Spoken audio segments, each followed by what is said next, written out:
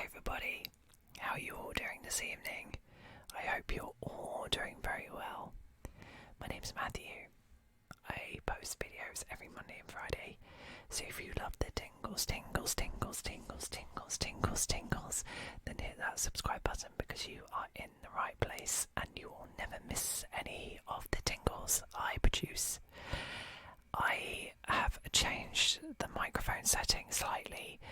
I've turned the gain down a little bit because my laptop's really noisy, and I'm hoping this is going to give you just as much tingles, if not more. So let me know what you think about this setting and I will keep it or change it.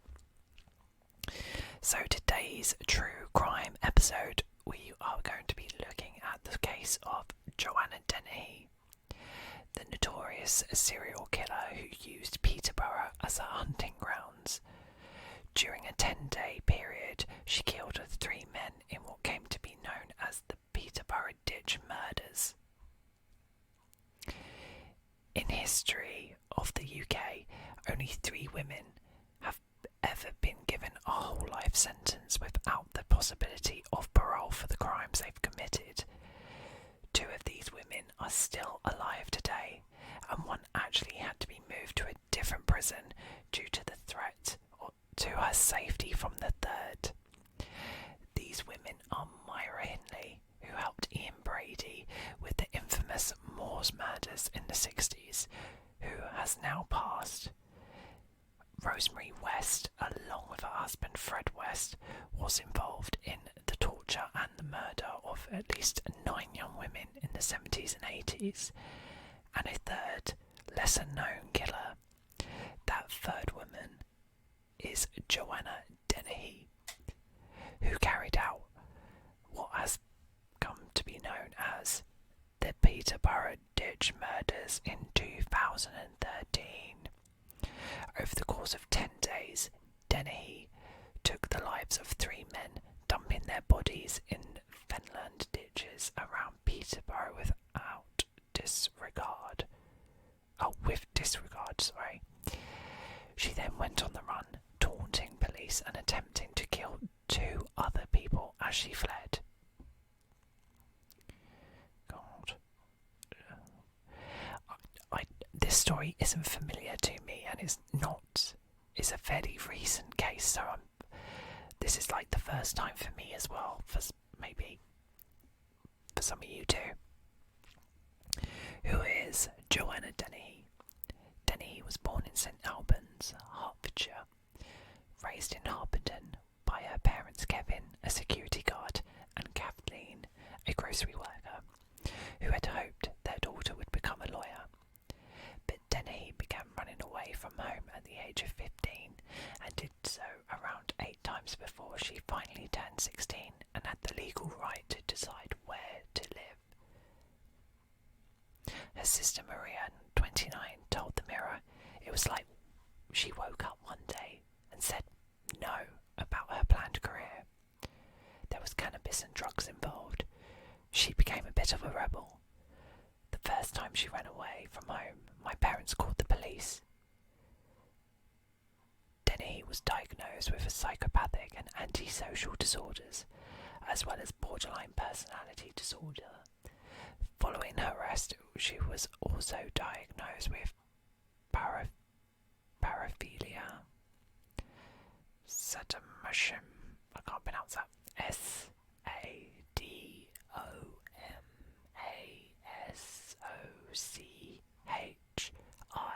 SADOMASOCHISM, where a person gains sexual excitement from pain and humiliation. The court heard that during the journey to Hereford,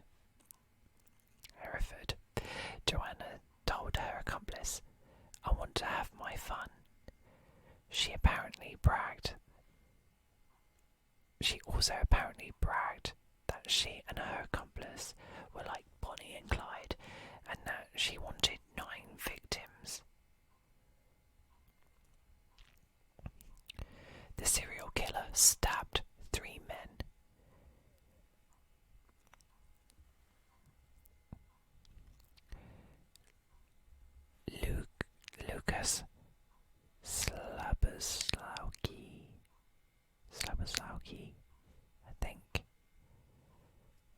apologise if I pronounced that wrong. Kevin Lee and John Chapman over a 10-day period in March 2013. Lucas, a Polish national, was Dennehy's first victim. She had only known the 31-year-old mere days before killing him at a property in Alton Goldhay, Peterborough, around March 19th, 2013. He had told his friends that he had met an English girlfriend, and after being coaxed by text messages from Joanna, he went to meet his killer.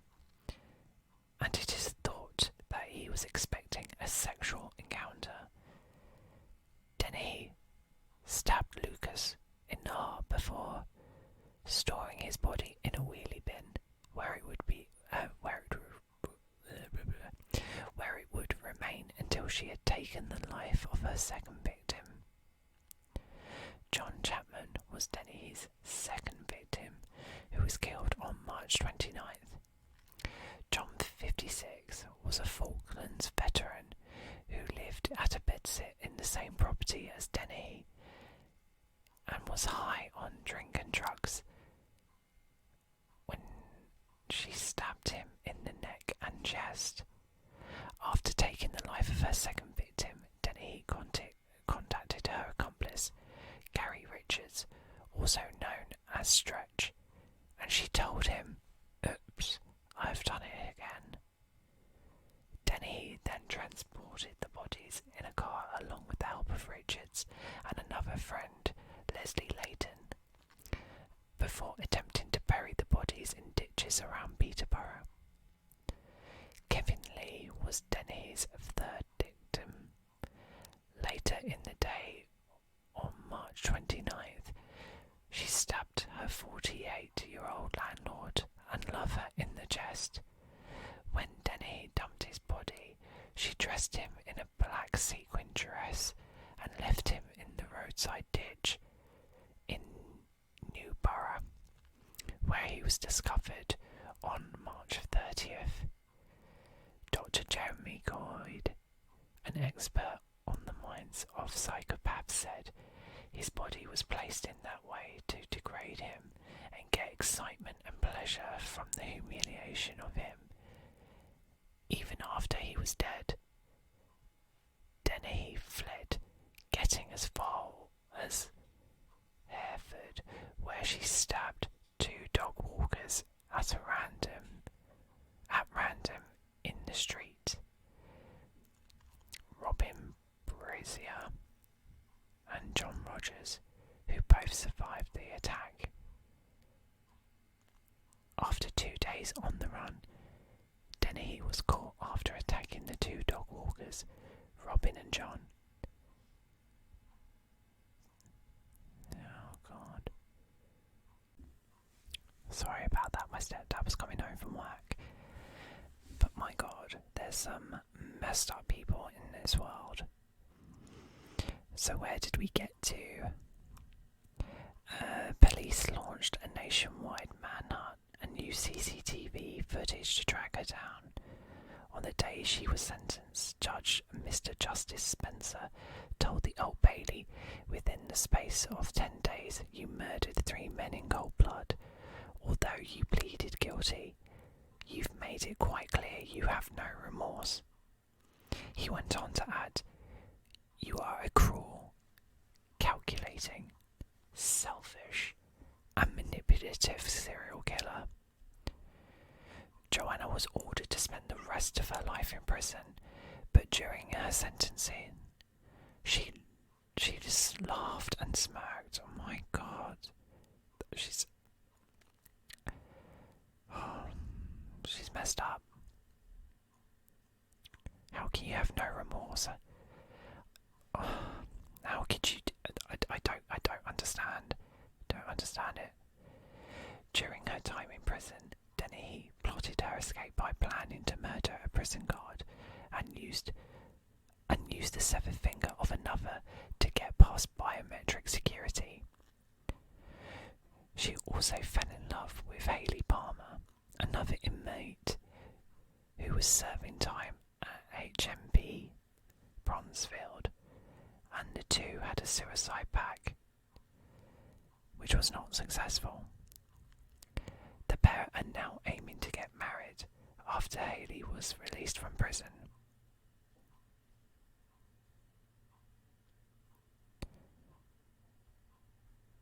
Is there more to this story? Is this it? Oh my god, that really is it. That's crazy. Absolutely crazy. Some of these pictures as well. I've got no words. No words at all for this. Well, I'm glad that she was caught and they've given no chance of parole. You will spend your life in prison, and this is what I don't get. So you're planning to get married to someone who can't leave the prison, is never going to be able to leave prison. So why are you getting married? I don't get it. There's so much I don't understand about this. I mean, this is the thing, and I think this is what interests people. Is just how can you do this? Like, how? We're all humans, but how come some humans' psychology just go completely,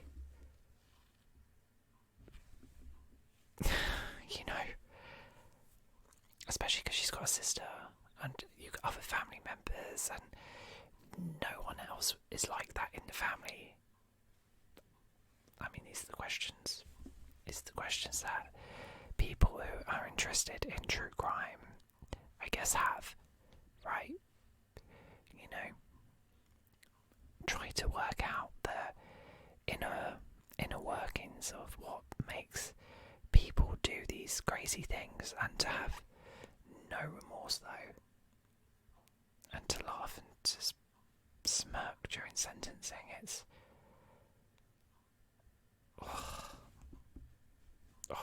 God, it's actually sent shivers down my spine, and not in a good way. Wow. Well, on that note, this is going to be a shorter video for you guys. I hope you found it relaxing, and if you have any other true crime cases that you want an ASMR version of, then leave it down in the comments below.